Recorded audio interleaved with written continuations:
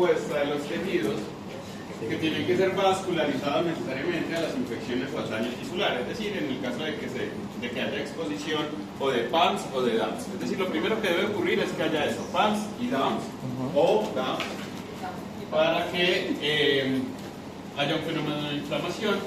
Es un escenario en el que se gasta energía, es un escenario activo en el que las células y moléculas encargadas pues, de la defensa del huésped, en este caso, pasan de la circulación sistémica a los tejidos que son pues, donde se encuentra el microorganismo o el daño en función de reparar. El fin último de la inflamación es la reparación del tejido, y vamos a ver en la siguiente clase cómo en algunos escenarios las reparaciones de los tejidos pueden estar alteradas por circunstancias de alguna manera inherentes al huésped, como por ejemplo condiciones genéticas, o en otras por condiciones asociadas al daño crónico en los pacientes.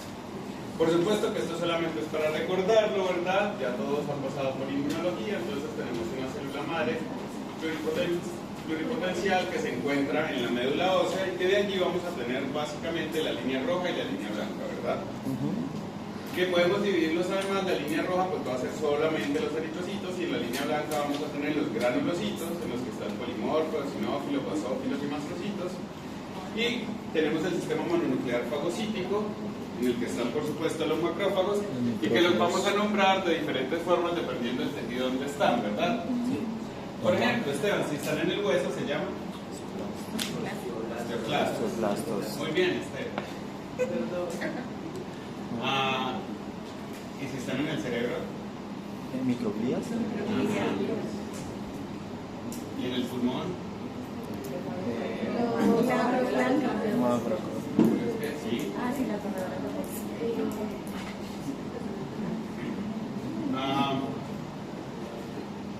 Dependiendo del lugar en el que se depositen, uno les va a dar diferente nombre. Y por supuesto vamos a encontrar los linfocitos T y los linfocitos B. Recordar que existen dos tipos de respuesta inmune, ¿verdad? Una respuesta inmune humoral y una respuesta inmune celular, ¿verdad? De la humoral hablamos principalmente de moléculas. Tanto la humoral como la celular puede ser innata o adaptativa, ¿verdad? Que existen unas barreras que son físicas, químicas y mecánicas, eso no lo vamos a repetir, ¿verdad? Porque ya lo vimos. Y que estas células del sistema mononuclear y particularmente los fagocitos hacen parte de la respuesta inmune innata, además del complemento y las 3 vías del complemento, ¿verdad? Que por supuesto recuerdan paso a paso. Y de la inmunidad adaptativa. Bien, entonces, ¿qué es lo que necesitamos para la inflamación? Pues lo primero que debe haber es un daño en el tejido o la identificación de un microorganismo, que eso sería a través entonces de los PAMS. Las células dendríticas particularmente y los macrófagos, aunque decimos que casi todas las células tienen capacidad de presentar antígenos, ¿verdad? A través del MHC, ¿cuál? ¿El 1 o el 2? El que tienen todas las células. El 1, ¿verdad? El que es constitutivo, el que es capaz de expresar antígenos que estén dentro de la célula. Algunas células no tendrían eso, ¿verdad? ¿Cuál es el 1?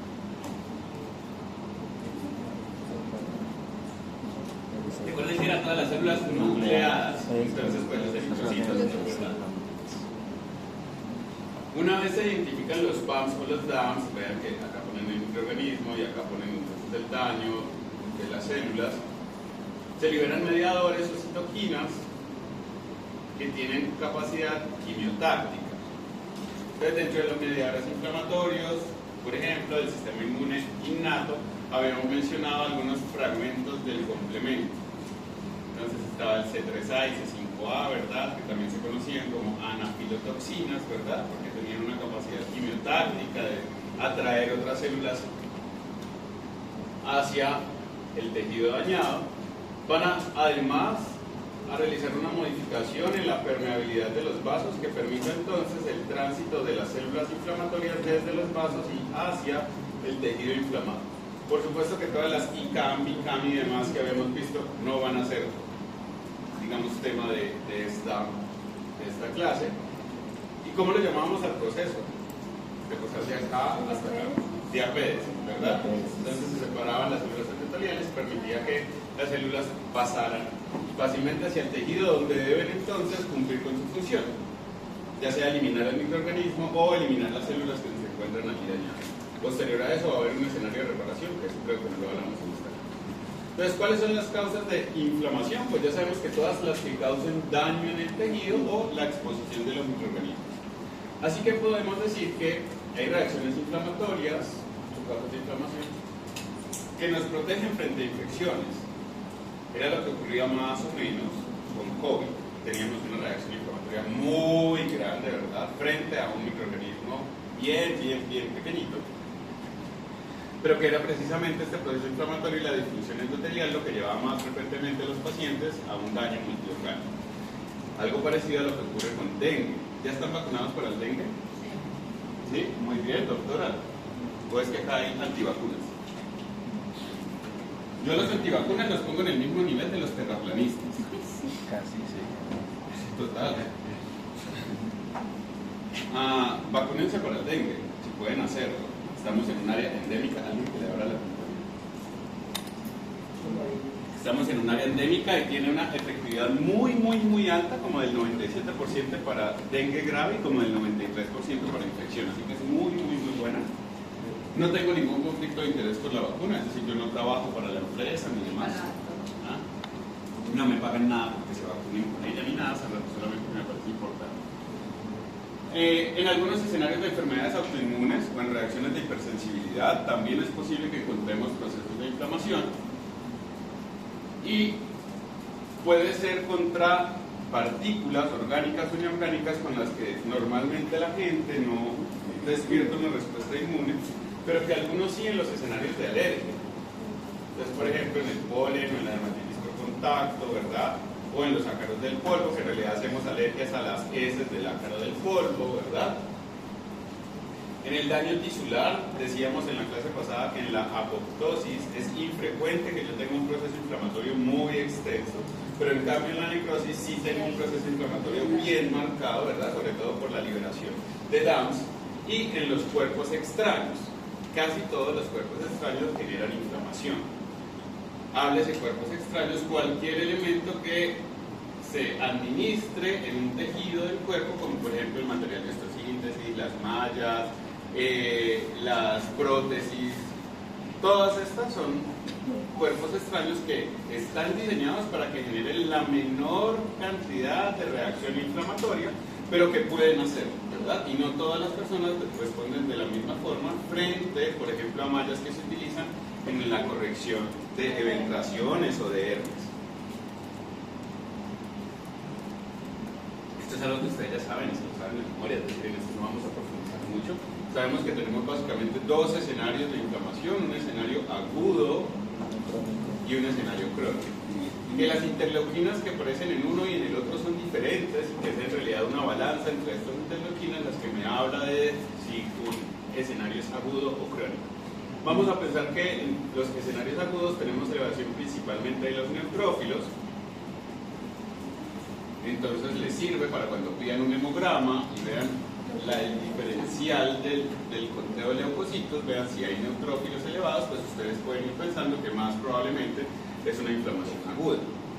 Pueden haber liberación de citoquinas, por supuesto, activación del complemento, o como en el caso de embolia de líquido amniótico, una entidad en la que parte del tejido del feto se va a través de las venas y llega hasta el pulmón, despierta o activa el complemento y consume el complemento, es decir, se gasta todo el complemento que hay. Eso en escenarios agudos. En escenarios crónicos tenemos principalmente linfocitos, macrófagos y anticuerpos, particularmente anticuerpos de qué tipo, porque acá también hay anticuerpos. ¿Cuáles eran los anticuerpos que había? IgA, ¿dónde estaba? ¿Para qué servía? En mucosas, ¿verdad? Y sirve principalmente para neutralizar, es decir, que se une a los microorganismos y evita que estos infecten las células, ¿verdad? Había IgE que participaba principalmente en reacciones de alergia contra el Mintosoparazio, ¿verdad?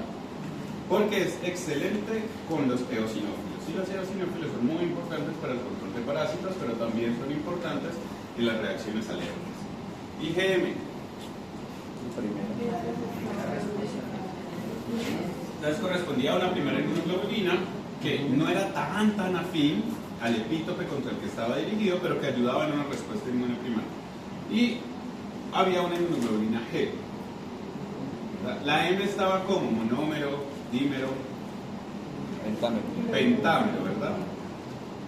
De tal manera que si la M era un pentámero, era la que más servía para la activación del complemento. ¿Sí recuerdan eso también? Estaba la inmunoglobulina G, que era la única que era capaz de pasar la barrera materno-feto-placentaria, ¿verdad? Por eso es que en la actualidad se les pone una inmunoglobulina. Claro que eso es una cosa que hasta ahora empezó acá en Colombia, pero ya está en otros lugares. Una inmunoglobulina G a las mujeres embarazadas para virus sincitial respiratorio. Entonces, antes de que nazca el bebé, le ponen la inmunoglobulina a la mamá. La inmunoglobulina pasa la barrera materno-feto-placentaria y ahora el bebé nace con anticuerpos contra el virus sincitial respiratorio. Entonces, bien importante eso en la actualidad. Entonces, acá tendríamos anticuerpos principalmente IgG. Si uno tiene anticuerpos IgG, se supone es inmune contra, ¿verdad?, contra el microorganismo o el agente causal. Todos acá ya van a pasar a clínicas, ¿verdad? Entonces a clínicas les van a pedir títulos de anticuerpos contra hepatitis B. Entonces deben estar los títulos de anticuerpo por arriba de 1000. Si no están por arriba de 1000, entonces es necesario aplicar un refuerzo de la vacuna, ¿verdad? Entonces son los anticuerpos IgG los que están encargados de inflamaciones crónicas. Macrófagos y linfocitos, por supuesto, que son los más frecuentemente afectados.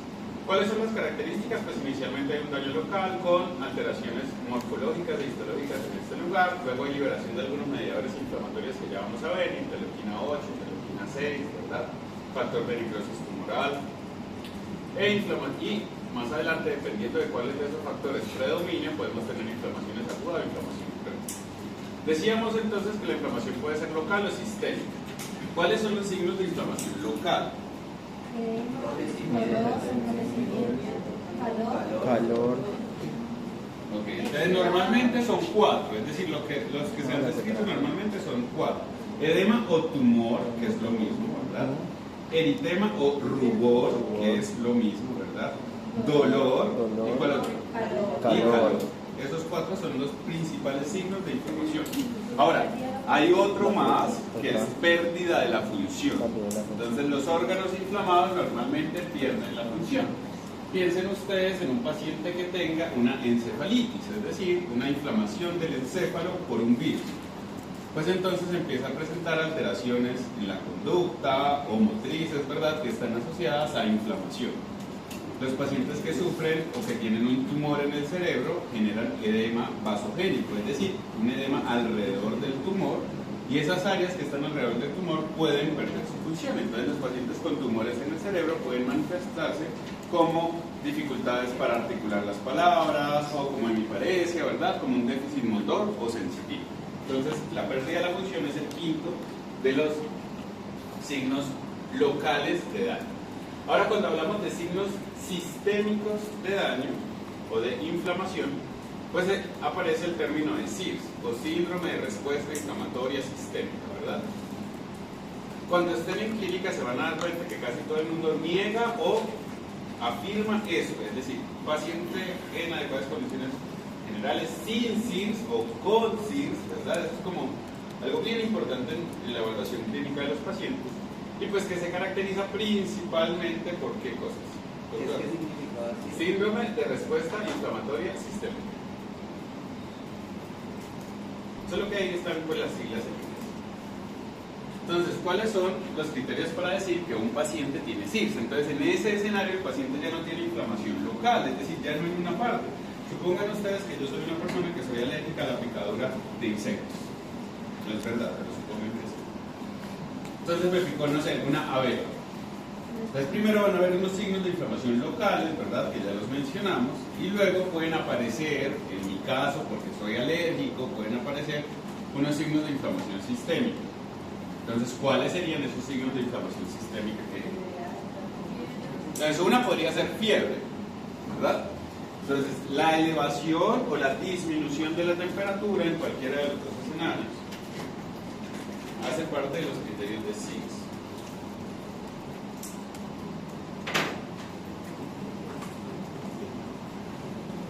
Entonces, temperatura mayor a 37.8 para algunos, otros dirán que 38, o menor a 36 grados. Entonces, tanto tener fiebre como tener hipotermia son signos de respuesta inflamatoria del sistema. Ese es uno. Dos, es la taquicardia, entonces frecuencia cardíaca mayor a 90 latidos por minuto. Por supuesto que depende del contexto del paciente. Ahorita pues no había ascensor, así que subí los 5 pisos caminando y probablemente si alguien me toma la frecuencia cardíaca pues tenía más de 90, ¿verdad? O porque estoy tomando un montón de café, en fin, por alguna cosa de eso. Pero no quiere decir que esté en SIGS, ¿verdad? La otra es frecuencia respiratoria, ¿verdad? Debe ser mayor a 22 respiraciones por minuto. Entonces, estos son los signos que usted puede identificar solo con su conocimiento, es decir, solamente con la evaluación clínica del paciente. Ahora hay otros signos que se obtienen de los paraclínicos. Entonces se llaman paraclínico porque no sucede al lado de la clínica. La clínica es toda aquella actividad médica que lo lleva a usted a inclinarse al lado del paciente y a examinarlo. Paraclínico es lo que sucede afuera, ¿verdad? Entonces, dentro de los paraclínicos tenemos leucos, es decir, células de la defensa, que estén mayores a 12.000 o que estén menores a ¿cuánto? A 4.000. O que tenga más del 10% de bandas o blastos, que es lo mismo. Yo tengo una pregunta. Me dices de lo correcto, pero no se puede evaluar como la cantidad de inmunoglobulina que... No hace parte de los criterios de SIGS. Y digamos que hablando de SIGS, que es un síndrome de respuesta inflamatoria sistémica, que normalmente es de una inflamación aguda, yo no evaluaría la G, sino la M en caso de que se pudiera hacer. Porque la G es memoria, que estaría a largo plazo. Bien. ¿Cuál otra cosa se evalúa? ¿Sí entienden esto de bandas o blastos? Es decir, que yo tenga el conteo, lo normal de los leucocitos, entonces es entre 4.000 y 12.000, eso es lo normal, ¿verdad? Para adultos, para niños es diferente. Si usted tiene más de 12.000 células de la defensa o tiene menos de 4.000, cualquiera de los dos escenarios es un criterio para SIGS.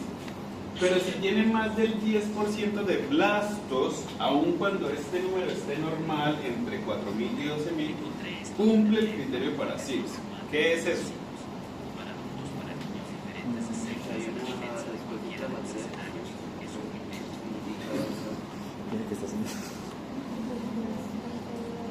Los blastos son formas inmaduras.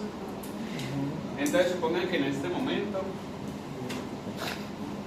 los presidentes de Colombia y Ecuador enloquecen y entonces empezamos a tener una guerra civil entre los dos países. Pero resulta que ni las Fuerzas Armadas de allá ni las de acá van a ser suficientes en el escenario de una guerra civil, así que va a tocar darle armas a un montón de gente que no esté preparada para ser militar, ¿verdad? Entonces, básicamente lo que ocurre es que antes de que terminen de madurar los linfocitos, salen a circulación. Pero porque hay una hiperplasia reactiva de la médula ósea, y como se necesitan tantos leucocitos para contener la inflamación o la infección, entonces se sacan formas inmaduras que no son funcionales, no sirven, no cumplen con la función del linfocito. Entonces, más del 10% de todo. Y hay otro, y ya. ¿Cuál es el otro? No. Entonces la presión parcial de oxígeno, de CO2, perdón, si es mayor a 35 milímetros de mercurio. Es decir, si el paciente está reteniendo mucho CO2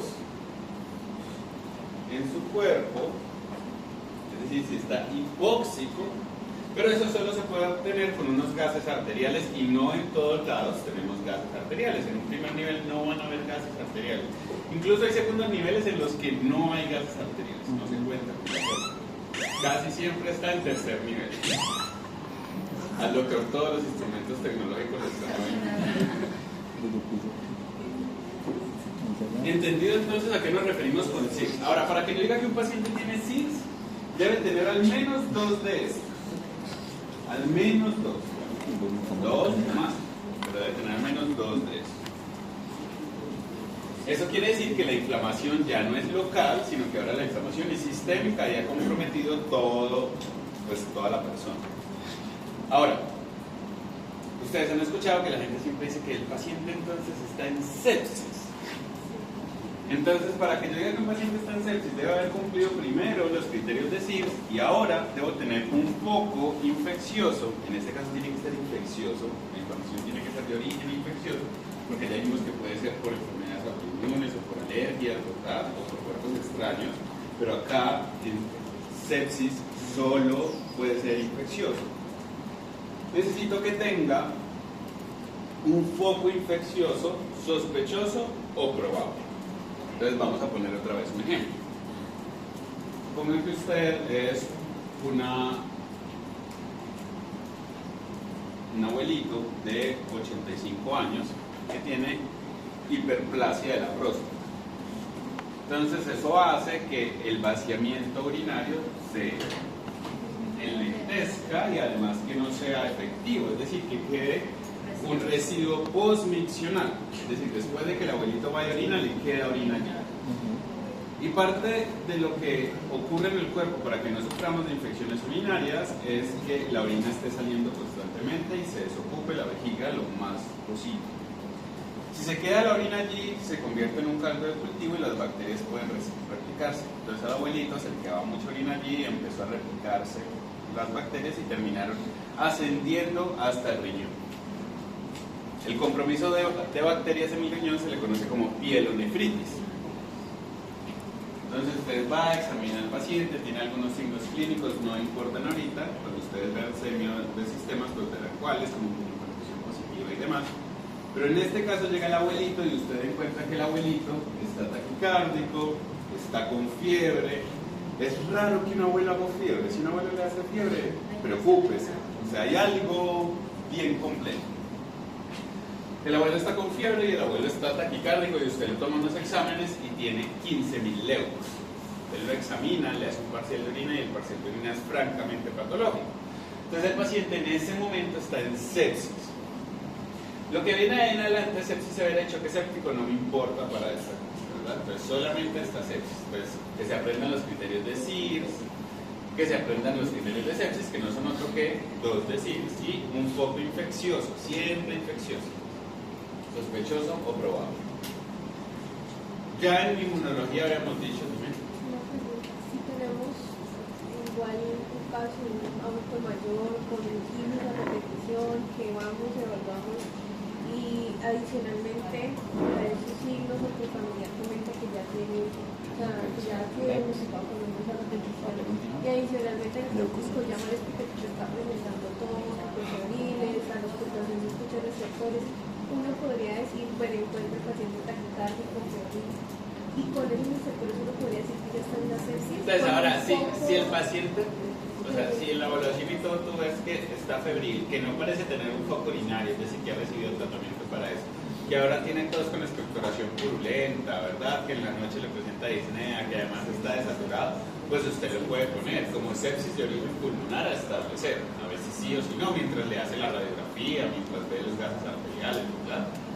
Pero cuando catalogamos a un paciente con sepsis, quizás es muy importante porque existe pues como un protocolo internacional, que es una guía de sobreviviendo a la sepsis, que menciona unas intervenciones que usted tiene que hacer muy rápidamente en pacientes que estén en sepsis. Es decir, cuando uno nombra a un paciente con sepsis, no solamente le pone la etiqueta, sino que además hace unas intervenciones anteriores. Una es que hay que hospitalizar. Eso es lo primero. Entonces usted lo va a hospitalizar. 2 es que usted tiene que hemocultivarlo o policultivarlo. Entonces tiene que hacerle urocultivo, hemocultivo, ¿verdad? Si un paciente está verdaderamente en sepsis. Y 3 es que usted le inicia antibiótico, pero tiene que hacerlo en las 2 primeras horas después de la consulta. Eso nos parece mucho tiempo, 2 horas. Pero cuando uno va y ve un servicio de urgencias y ve cuántas personas hay que iniciarles antibióticos, generalmente analizarlas y demás, pues se puede dar cuenta que puede durar mucho más de 2 horas. Entonces, en realidad, catalogar a un paciente con sepsis se hace es para que existan intervenciones priorizadas a ese paciente. Porque así como en el infarto el tiempo son cardiomiocitos, en el infarto cerebral el tiempo son neuronas, pues en la sepsis el tiempo es vida. Entonces, mientras los pacientes no se traten, el riesgo de complicaciones y de muerte aumentan, digamos que rápidamente. Ya habíamos mencionado que existen diferencias, por supuesto, en cuanto a la inflamación aguda y la inflamación crónica. La inflamación aguda suele ocurrir en pocos minutos o horas y resolver así de fácil, ¿verdad? Es bien importante decir que aunque al microscopio en la inflamación aguda uno ve un montón de necrosis y daño del tejido, pues rápidamente el daño se repara. Es decir, una vez cesa la inflamación, el daño mejora. En cambio, la inflamación crónica, el daño es mucho más severo, pero precisamente por la cronicidad de la inflamación. Cuando vimos trastornos adaptativos de las células, veíamos que solo aquellos escenarios en los que hay un daño crónico, las células sufren trastornos adaptativos, ¿verdad? Es decir, hacen metaplasia, ¿verdad? Como una forma de adaptarse al daño. Entonces, solamente en los escenarios crónicos los daños en el tejido suelen ser mayores. Les voy a poner un ejemplo acá. El año antepasado, creo, en el municipio de Dagua, a alguien con hepatitis A se le ocurrió ir y contaminar el agua con heces fecales. Y entonces hubo como 70 y algo o 100 personas con hepatitis A. Imagínense el pobre rural de Dagua con un montón de gente histérica allí, ¿verdad? Remitiendo a todo el mundo. En ese escenario lo que ocurre es que el virus de la hepatitis, como su nombre lo indica, pues tiene hepatotropismo, es decir, va y se replica en los hepatocitos. Parece ser que el daño en el hígado ocurre principalmente porque a todos los hepatocitos se les da por expresar MHC1 y van los linfocitos TCD8 y los matan a todos. Entonces, matan a los hepatocitos tratando de eliminar el virus, pero pues es una muerte masiva de hepatocitos. Son muchos. Es decir, que el daño celular en las hepatitis aguda está principalmente dado por la respuesta inmune y no propiamente por el virus. ¿Bien? Pero el paciente tiene una etapa de enfermedad de 15 días con una etapa de convalecencia y luego usted va y hace una evaluación de la función hepática y está normal, ¿verdad? Porque es un episodio agudo. Ahora, si el paciente, por el contrario, se ve infectado por hepatitis B o hepatitis C o hepatitis D y genera hepatitis crónica, ¿verdad?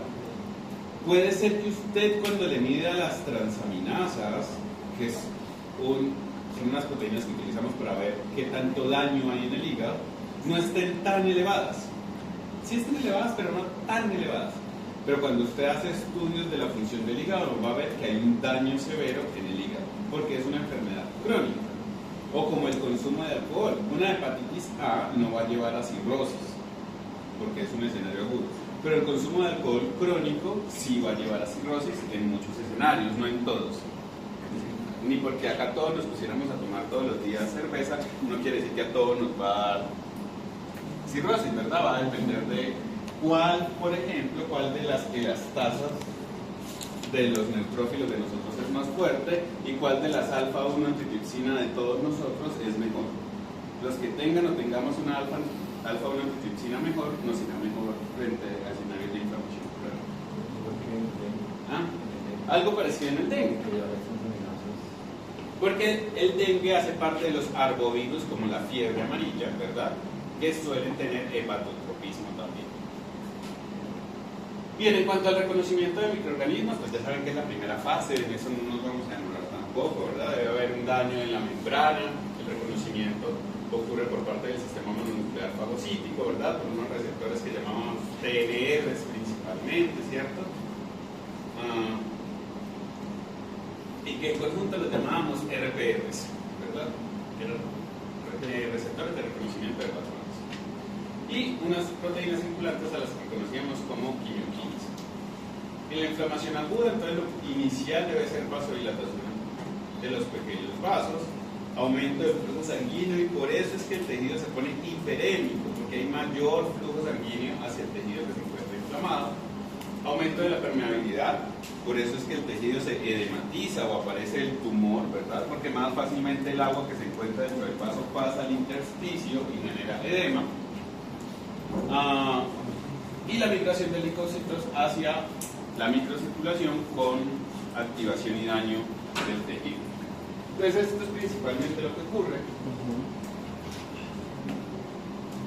En inflamación es un proceso activo y todos los líquidos derivados de la inflamación son exudados, porque tiene que ver con un proceso activo en el que hay un distanciamiento entre las células endoteliales que permiten el tránsito, no solamente del líquido, sino de las proteínas hacia el espacio intersticial. En cambio, los trasudados son un escenario pasivo en cuanto al endotelio, es decir, no se mueve, no se modifica el endotelio, sino que modificamos dos variables físicas. Una es la presión oncótica o coloidosmótica, ¿verdad?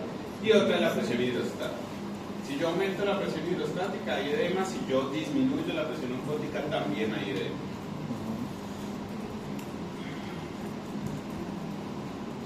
Antes de esto. Entonces ya dijimos que esto es un escenario activo que está principalmente mediado por quimioquinas y dentro de esas la histamina es muy importante como activador del endotelio. En los trasudados, que también generan edema, dijimos que puede aumentar la presión hidrostática o disminuir la presión oncótica, es decir, qué cosas llevan a que disminuya la cantidad de proteína que hay dentro de los vasos sanguíneos. Yo los invito a que piensen de la siguiente forma. Para poder hacer proteínas necesito comer, ¿verdad?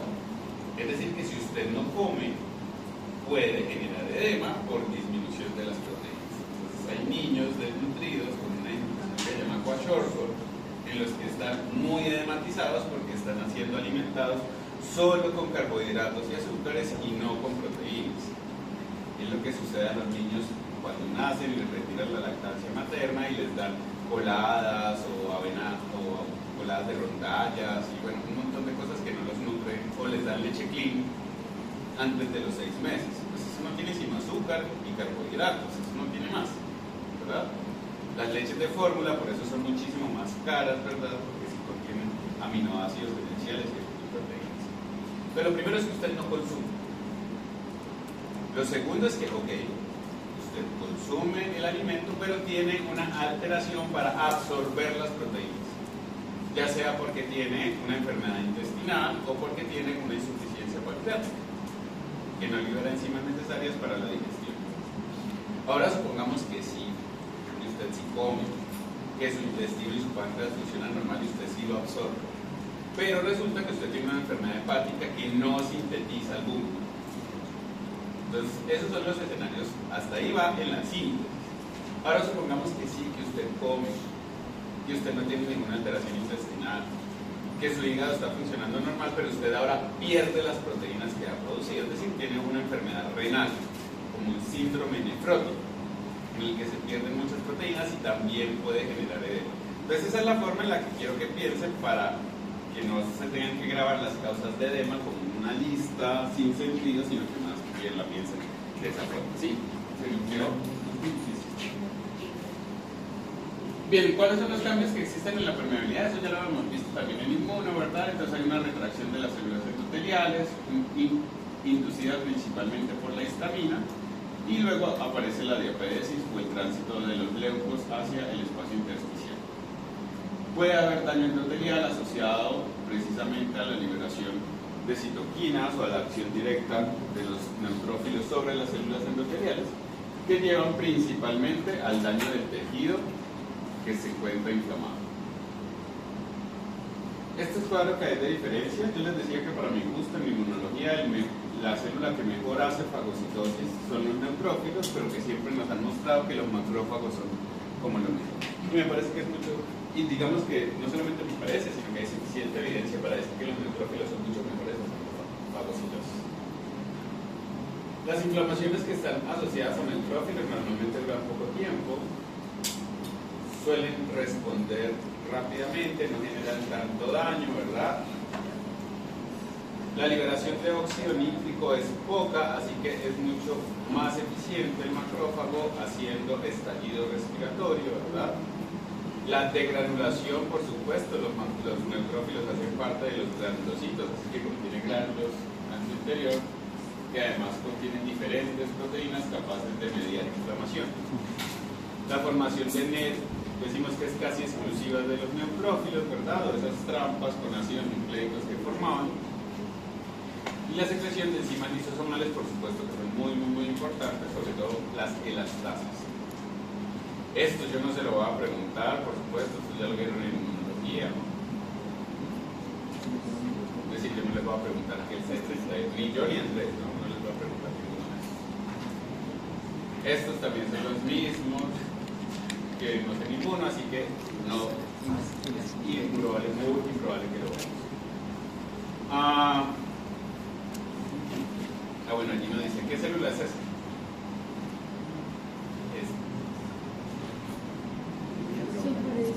Sí, es un miocito. Pero en realidad es un cardiomiocito. Solamente que está necrótico.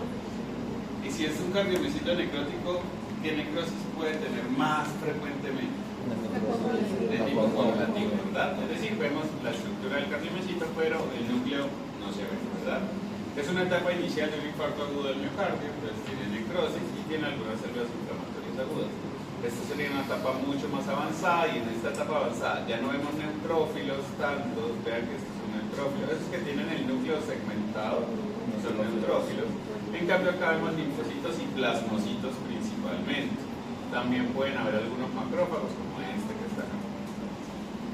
Entonces, inicialmente neutrófilos, más adelante linfocitos, plasmocitos y es decir, y sí se ve, o sea, en el microscopio se ve, uno es capaz de decir cuándo es una necrosis aguda, cuándo es una necrosis crónica. Estos son neutrófilos, los que tienen el núcleo segmentado son neutrófilos, ¿ya? Y acá, pues estos que tienen el núcleo muy redondito y tienen como un citoplasma para un ladito, como una cola de un cometa, son plasmocitos. Pero la colita eosinófila. No, la colita es eosinofílica, es decir, es rosadita, pero no. El eosinófilo se ve con muchos gránulos muy rojos brillantes. Ahí no hay. Los plasmocitos no son los linfocitos beta, ya están. Entonces, los plasmocitos son células B productoras de anticuerpos, ¿verdad? Que suelen alojarse en la médula cuando ya producen anticuerpos de larga data, pero acá pues son células plasmáticas recientes. Por supuesto que no vamos a hablar de todo esto, ustedes ya lo recuerdan suficientemente bien, ¿verdad? Y no se los vamos a preguntar tampoco, pero sí queremos que lo recuerden. Toda la cascada. En cuanto a la fagocitosis, que también lo vimos, ¿verdad? Entonces primero debe haber un reconocimiento de un microorganismo que esté opsonizado. ¿Cuál es la fracción que opsoniza? C3b, ¿verdad? O que esté además unido a un anticuerpo, también puede estar o opsonizado o unido a un anticuerpo, o las dos cosas, ¿verdad? Después se va a crear una vesícula endofagocítica que se va a unir con el lisosoma para formar el fagolisosoma, ¿verdad? De los tipos de macrófagos, pues ya los habíamos mencionado algunos al principio, ¿verdad? Microglia, macrófagos alveolares, osteoclastos, en el tejido conectivo le decimos histiocitos, y en el hígado células de tejido.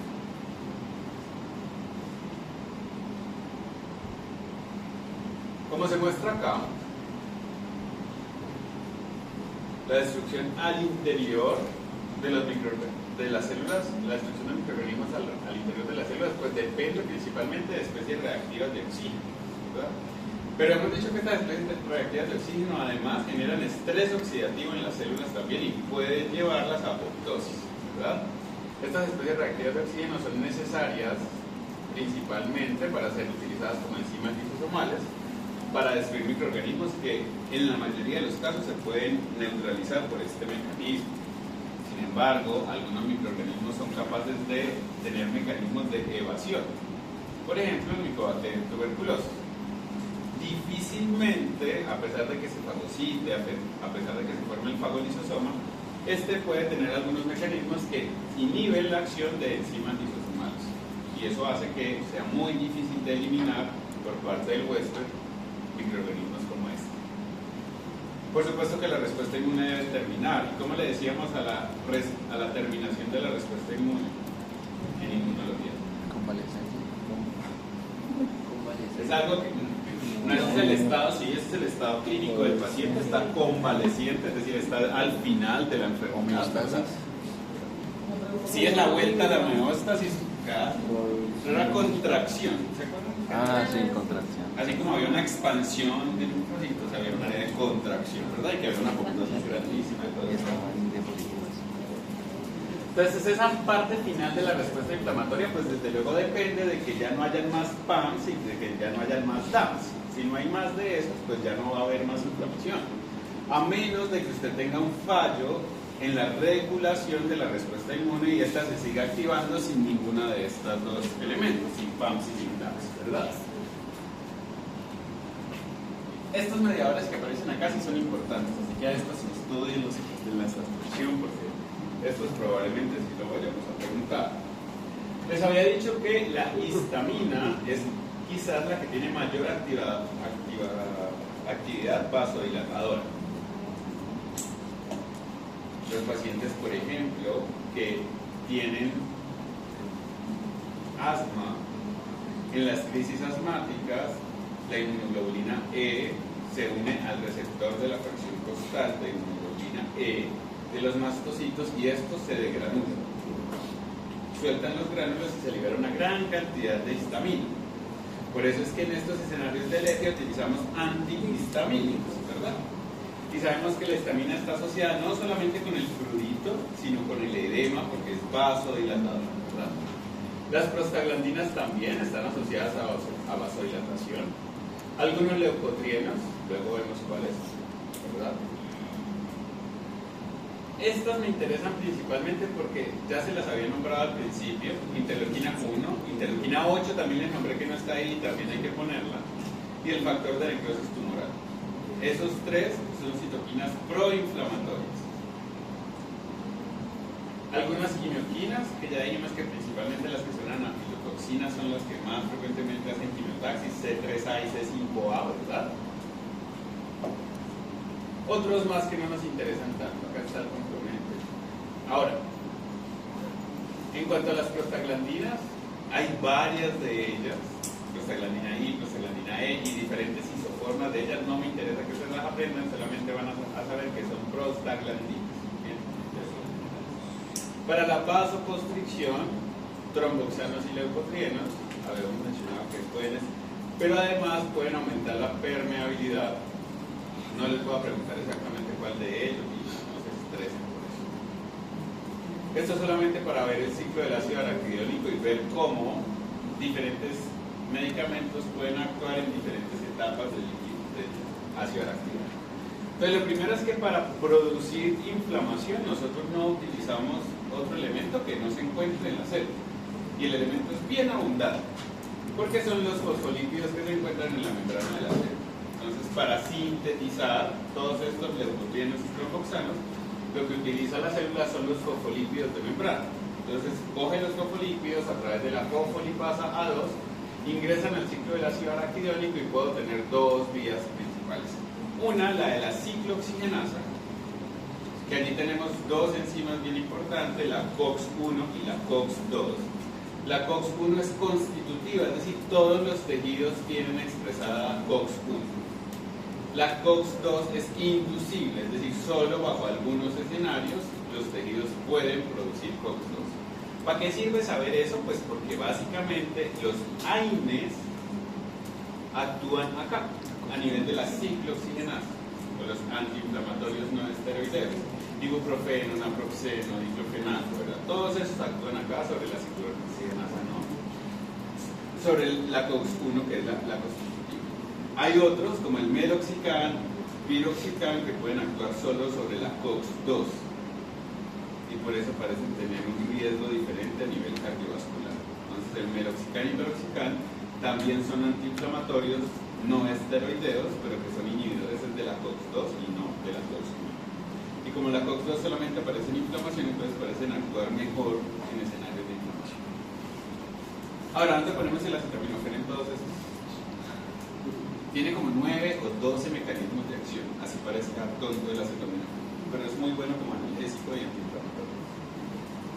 Podemos producir por el ciclo de la ciclooxigenasa prostaciclinas, que básicamente son prostaglandinas, tromboxanos y otras prostaglandinas más, todas encargadas entonces de vasodilatación principalmente y aumento de la permeabilidad vascular. Por parte de la lipoxigenasa, es importante describir que aparecen liposantinas y leucotrienos que también participan en el incremento de la permeabilidad vascular. ¿Y por qué los esteroides o los glucocorticoides son tan buenos antiinflamatorios? Pues porque actúan al principio de la cadena. Desinhiben la fosfolipasa 2. Y si se está inhibe, pues de ahí para abajo no hay nada de mediadores inflamatorios. Entonces los glucocorticoides son excelentes antiinflamatorios. ¿Que tienen 1000 efectos secundarios? Sí, también. Pero son excelentes antiinflamatorios. Entonces, inflamación aguda, ya habíamos dicho 6, habíamos dicho 1, TNF y falta 8, ¿verdad? Principal. Y en inflamación crónica tenemos estos que están acá, que serían interferón gamma, liberado principalmente por linfocitos T. Interleuquina 12, interleuquina 17, pero vamos a poner aquí también interleuquina 2. Cuando veamos tuberculosis vamos a recordar que el interferón gamma y la interleuquina 12 mantienen el granuloma, y ya vamos a ver más adelante que es un granuloma. Bien, entonces les decía que básicamente los procesos de inflamación dependen de cuáles citoquinas predominen y de cuáles células estén más frecuentes. Las citoquinas proinflamatorias, pues ya las mencionamos cuáles son, y las antiinflamatorias vamos a decir que es el factor de crecimiento transformante, beta, y la interleuquina 10, esos dos nada más. Así que si priman estos dos, pues empieza a terminar la respuesta inmune. ¿Qué hacen estas interleuquinas además de generar cambios a nivel de la vasculatura? Es decir, ya dijimos que aumentan, por ejemplo, la expresión de moléculas de adhesión para que las células puedan pasar desde el vaso y hasta el tejido donde deben actuar, pero también actúan, por ejemplo, a nivel central. La interleuquina 1 está asociada al mecanismo de la fiebre, el hipotálamo. La interleuquina 1 y la interleuquina 6 es capaz de elevar, por ejemplo, reactantes de fase aguda que ustedes en la clínica van a solicitar, como la velocidad de sedimentación glomerular o BSG y la PCR. La PCR entendida no como reacción en cadena de la polimerasa, sino como proteína C reactiva, ¿verdad?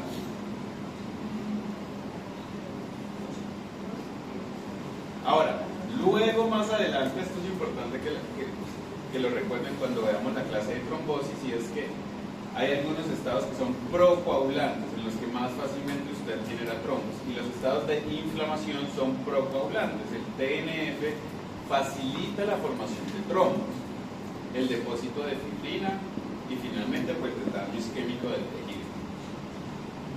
De aquí nada más. Las mismas interleuquinas proinflamatorias actúan sobre células de la médula ósea que llevan a hiperplasia de tipo fisiológico, ¿verdad? Es decir, es la respuesta normal que usted espera proinflamatoria. Del sistema de complemento, por supuesto que yo no les voy a preguntar las vías de activación ni nada así. Tenemos que recordar más bien cuáles son las funciones, ¿verdad? Inflamación o quimiotaxis, ¿cuáles? Fagocitosis o opsonización, ¿verdad? ¿Cuál, verdad? Y pues ya la creación del complejo de ataque a la membrana. Esto es exactamente lo mismo que estaba acá. Esto que está acá es esto mismo que está acá. Que no nos vamos a ver. Vean que si usted inhibe las bradicininas y prostaglandinas, mejora el dolor. El dolor tiene dos componentes, en realidad tiene tres componentes. Tiene un componente central, tiene un componente local, pero además tiene un componente emocional. Es decir, una persona puede tener el mismo daño en el tejido, dos personas pueden tener exactamente la misma fractura con el mismo daño en el tejido, y a uno puede estar muriéndose del dolor y el otro puede no ser tan grave, ¿verdad? Entonces, el dolor no es igual para todas las personas. Ahora, en la inflamación aguda, ¿qué ocurre? Pues ya sabemos que para que haya inflamación aguda necesitamos PAMS o DAMS, que es básicamente lo que aparece acá: activación del sistema mononuclear, liberación de mediadores, y hay vasodilatación, principalmente arteriolar, es decir, principalmente del lecho vascular. Si se resuelve la inflamación, pues el tejido vuelve como estaba antes. Pueden haber cicatrices, cuando el daño es grande pueden quedar cicatrices, pero si hay inflamación crónica es infrecuente que la inflamación se resuelva.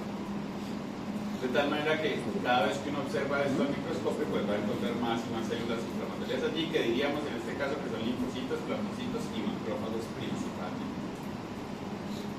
De los signos y síntomas de inflamación ya los describimos, ¿verdad? Dolor, edema, rubor, calor, y dijimos que el quinto era pérdida de la función del tejido. Suponga que usted tiene una endoftalmitis, es decir, tiene una inflamación de la cámara interna del ojo. Pues usted pierde la visión del ojo, ¿verdad? Entonces pierde la función del ojo. Que usted iba bajando las escaleras y tuvo su tobillo se olvidó de usted y tuvo un esguince del tobillo. Pues perdió la función, ¿verdad? Porque ahora no lo puede apoyar, porque le duele. Hay varios escenarios de inflamación. Estos que están acá son parte del intestino, con focos de inflamación aguda. Este sería el epitelio, este sería el tejido linfoide asociado a mucosa, que hace parte de los órganos primarios, secundarios, terciarios, cuaternarios. El tejido linfoide asociado a mucosa hace parte de los órganos primarios, secundarios. Bueno, muchos. ¿Primarios? Muy bien. Y ya, no. El timo y la médula ósea. Ah, sí, yo le tengo una velocidad secundaria. No hay más. Son los dos. Secundarios, ganglios, vasos y tejido linfoide asociado a mucosa. Y pues esto es una úlcera, que es una pérdida de la continuidad de la mucosa, pues asociada a un proceso infeccioso. Este que está acá es un pulmón, con algunos focos de inflamación, y pues lo que vemos son un montón de neutrófilos. Yo no les voy a poner fotos de micro. Eso en cuanto a inflamación aguda. Entonces, la inflamación aguda puede que temporalmente genere mucho daño, sí, pero que a largo plazo genere mucho daño, no. Se resuelve. Normal, como cuando Esteban Cicla se cae y se raspa un montón, sí, es muy... le salió una costra y demás, pero al rato, pues ya, en un par de semanas ya está. La inflamación crónica es más bien una respuesta de duración prolongada, que puede ser semanas o meses. Digamos que no hay una fecha exacta, porque depende del órgano. Entonces, por ejemplo, hay gente que habla de peritonitis aguda, pero también hay gente que habla de peritonitis crónica. Hay osteomielitis agudas y hay osteomielitis crónica, ¿verdad? Y cada una de estas entidades tienen una fecha de límite diferente. Entonces, para nosotros, para patología, nos va a interesar que principalmente se caracteriza es porque ya no hay neutrófilos, sino que porque está asociado a linfocitos, plasmocitos y macrófagos principalmente. Entonces, no hay un cese de la inflamación, hay una lesión de los tejidos mucho más grande y coexisten intentos de reparación del tejido con inflamación. Acá hay un folículo linfoide, esto es un pulmón, acá hay un folículo linfoide, el que tiene centro germinal y que se encuentra en el pulmón, pero que no está debajo de la mucosa del bronquio, sino que está en el parénquima pulmonar. Eso es un órgano linfoide primario, secundario o terciario.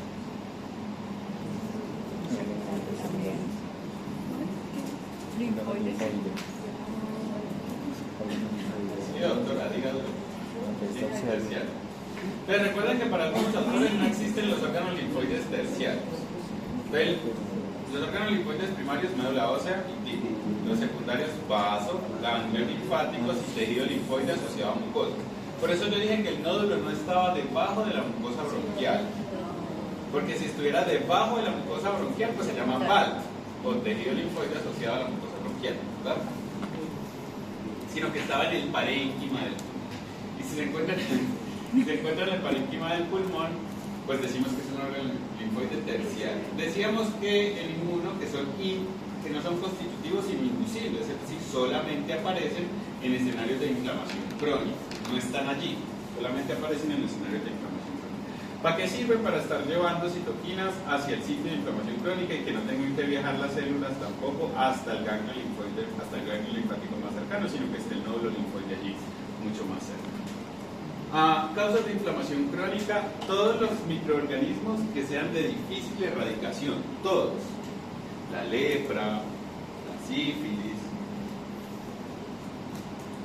algunos parásitos, la tuberculosis, por supuesto, algunos hongos, todos los microorganismos que sean de difícil eliminación. Todos los cuerpos extraños pueden generar inflamación crónica. Por acá está. Exposición prolongada.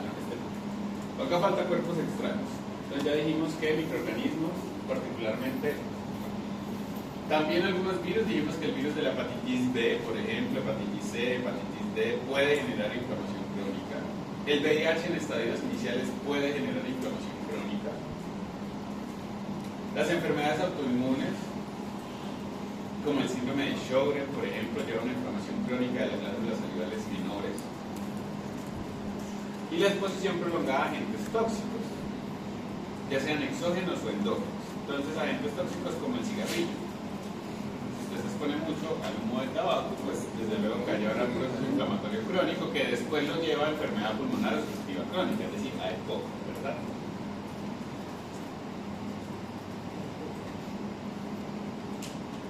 Algunos exógenos, las tintas de los tatuajes, por supuesto que generan procesos de inflamación crónica, claro que sí, no hay ninguna duda de eso. Y algunos endógenos como la bilirrubina, por ejemplo, o la hemosiderina, o la lipofuscina, todos compuestos endógenos, pueden generar inflamación crónica. ¿Cuáles son las características? Ya las mencionamos, no vamos a repetir. Daño del tejido, por supuesto. Y decimos que coexisten escenarios de reparación con escenarios de daño. Los macrófagos, por supuesto, que son las células más importantes en los escenarios de inflamación crónica, y decíamos que principalmente tenemos, para inflamación crónica tenemos interferón, ¿dónde está? Interferón gamma, interleuquina 12 y interleuquina 2. Dijimos que es para inflamación crónica. Profe, en los endógenos, ¿cuál dijo? Lipofuscina, ¿ah? Hemosiderina, todos son pigmentos endógenos. Lipofuscina, hemosiderina y lipofuscina, voy muy rápido, no, eso es súper redundante en clase. Lipofuscina, hemosiderina, bilirrubina, la melanina en algunos casos puede despertar respuestas inmunes, eso es principalmente. Decía que los macrófagos eran quizás la célula más importante de la inflamación crónica, porque de ellos depende que la inflamación se resuelva o se cronifique, de cualquiera. En inmuno decíamos que había dos fenotipos de los macrófagos, unos M1 y unos M2. Los M1 están activados, ¿verdad? Así que liberan principalmente citoquinas que son de tipo proinflamatorio, mientras que los M2 liberan citoquinas que son de tipo antiinflamatorio, que son principalmente interleuquina 10 y factor de crecimiento transformante P. Las personas que tienen o tenemos sobrepeso y obesidad, tenemos macrófagos metidos en el tejido adiposo que liberan más frecuentemente interleuquinas proinflamatorias. Por eso es que se considera que el sobrepeso y la obesidad es una enfermedad inflamatoria crónica también, porque usted tiene un montón de macrófagos M1 liberando citoquinas proinflamatorias. Otras células inflamatorias ya las hemos descrito. Los eosinófilos dijimos que participaban principalmente en la alergias y parásitos, y los mastocitos en reacciones alérgicas severas porque tienen en su interior histamina o gránulos con histamina. Dentro del escenario de las enfermedades, de las inflamaciones crónicas, existe la enfermedad crónica granulomatosa, y pues que se caracteriza principalmente por la formación de un granuloma. Un granuloma no es otra cosa que una medida desesperada del sistema inmune para tratar de contener o eliminar un microorganismo o un agente que sea de difícil erradicación. Ya dijimos que hongos, algunos parásitos, la tuberculosis y los cuerpos extraños son para el sistema inmune elementos de difícil erradicación. Entonces, en esos escenarios, el sistema inmune es capaz de formar granulomas, que necesitan para estar conformados interleuquina 12, interferón gamma e interleuquina 2 principalmente, y que histológicamente están conformados de esta forma. Tienen un centro que son de histiocitos o macrófagos epitelioides, así se llaman. Algunos de ellos pueden ser células gigantes multinucleadas como esta que está acá, que no es otra cosa que la unión de un montón de macrófagos. Es decir, se unen un montón para formar una sola célula, pero que tenga varios núcleos. Ya les dije que lo hacen para tratar de eliminar agentes de difícil erradicación. Alrededor de los macrófagos que están en el centro va a haber un collarete de linfocitos, principalmente linfocitos D. Y más a la periferia del granuloma lo que vamos a encontrar son fibroblastos, como tratando de contener en ese lugar el proceso infeccioso en caso de que sea infeccioso. Pero también pueden haber granulomas, por ejemplo, asociados a la inhalación de sílice. El sílice es un polvo que se utiliza muy frecuentemente en la industria, sobre todo en el pulido con chorro de agua y arena de algún, por ejemplo, de mármol y de otras piedras que se utilizan. Así que usted le puede dar silicosis y hace granulomas en el pulmón por la inhalación del sílice. De hecho, es la enfermedad profesional o laboral más frecuente en el mundo, la silicosis. Acá en nuestra área hay una gran producción de caña de azúcar, por supuesto, ¿verdad? Es el valle. Algunos de los trabajadores que trabajan en estas industrias pueden sufrir de vagasosis. Entonces la vagasosis es una inhalación de un bagazo enmohecido, porque en realidad es el moho del bagazo el que causa la respuesta inflamatoria, y pueden hacer granulomas frente a ese microorganismo. La exposición a Aspergillus, por ejemplo, que es un hongo, en algunos pacientes puede generar granulomas también en el pulmón. Entonces es frecuente, o en los senos paranasales también puede. A cuerpo extraño, por supuesto.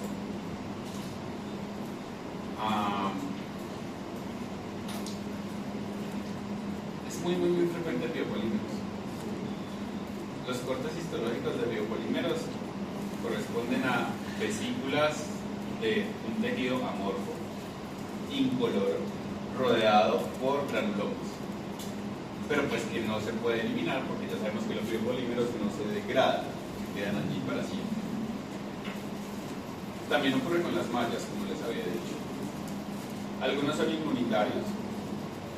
Hay enfermedades granulomatosas que son de tipo inmunitario y no de tipo infeccioso o de cuerpo extraño, como la sarcoidosis. La sarcoidosis es una enfermedad crónica granulomatosa, es decir, se le forman granulomas en muchas partes del cuerpo, pero no está asociado a la exposición a un microorganismo ni a un agente. Parece ser una enfermedad que tiene una disregulación en la respuesta inmune, pero no está asociado a ningún. Y hay un factor que disminuye el riesgo relativo de presentar sarcoidosis, pero aumenta el riesgo relativo de muchísimas otras cosas. El tabaquismo. Entonces, si a ustedes alguna vez les preguntan que si hay un beneficio del tabaquismo, desde la ciencia ustedes van a decir que las personas que tienen un hábito tabáquico, por la nicotina, tienen una disminución en el riesgo relativo de presentar sarcoidosis. Pero eso es porque la nicotina activa los linfocitos T reguladores. Profe, si no es un cuerpo extraño, entonces ¿es un proceso autoinmune o qué? Sí, es decir, no es ni un microorganismo, sino más bien una disregulación de... Ustedes se acuerdan que el sistema inmune tenía unos mecanismos como de tolerancia central y tolerancia periférica, ¿verdad? Y que la tolerancia periférica no esperaba que lo hicieran principalmente los linfocitos T reguladores. Sí. Pues parece que en estas personas los linfocitos T reguladores no funcionan muy bien. Pero cuando se les da nicotina, empiezan a funcionar muy bien. Por ejemplo, esas contracturas capsulares en las manos. Sí, cuando ¿Pueden tener granulomas? Sí. Calcificaciones. Eso es un tejido durísimo que se hace. Esas cápsulas son calcificadas y todo, son muy... Pero es por eso, por inflamación crónica. Entonces, ¿generan daño en el tejido? Sí, porque generan fibrosis en el tejido.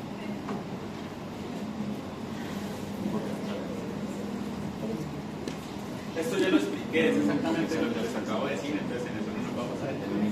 Acá hay granulomas, células gigantes multinucleadas, hay diferentes tipos de células gigantes multinucleadas. No es necesario que las aprendan. Les había mencionado que algunos microorganismos en los que se presentan granulomas, como la tuberculosis, la lepra, la sífilis, La sarcoidosis no, porque no hay un microorganismo, ¿verdad? Y entonces si uno pudiera ver los granulomas, ¿cómo diferenciaría yo los granulomas de la sarcoidosis de los de la tuberculosis?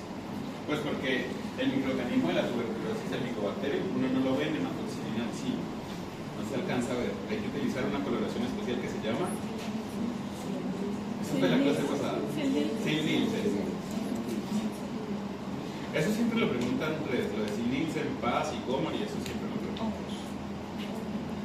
Entonces, ¿cómo haría yo para diferenciar un granuloma que fuera de tuberculosis de un granuloma que fuera de sarcoidosis? Entonces, tengo la misma coloración, tengo hematoxilina vecina en ambos, lo mismo, los coloré con lo mismo. Yo sé que los estudiantes de Andrés les dijo que los granulomas de tuberculosis tenían algo particular. Pues yo también les dije, pero no les dije que los granulomas, les dije que el tejido.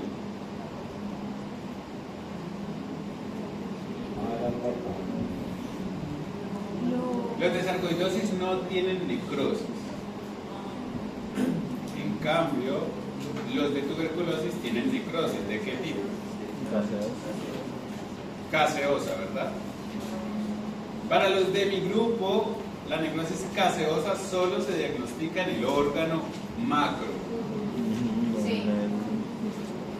Para los del doctor Andrés, es probable que él les haya dicho que la necrosis de tipo caseosa se puede ver en el órgano y en el microscopio.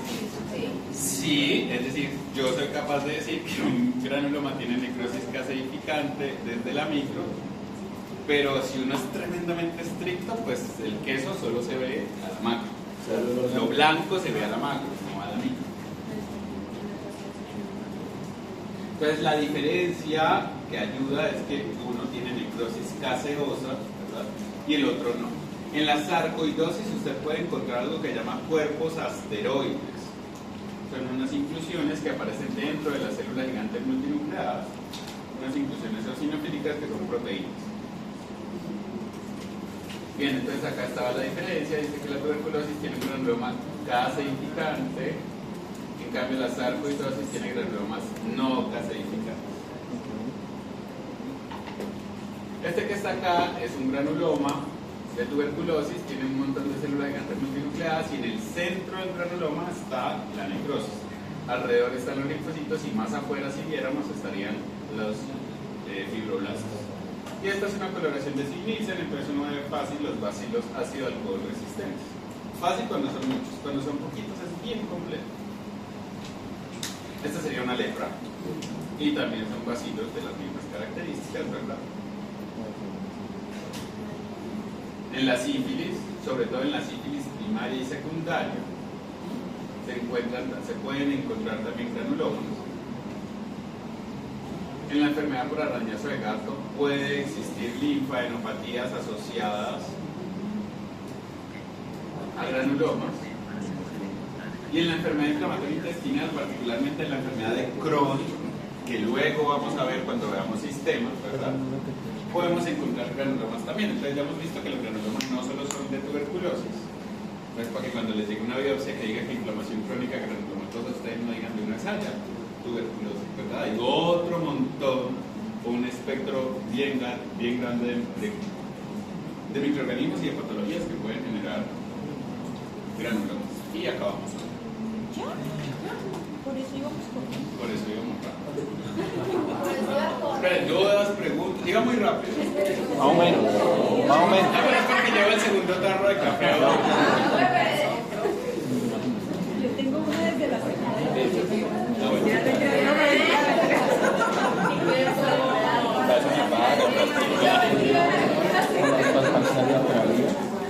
Entonces de hoy en 8, el parcial, cada uno en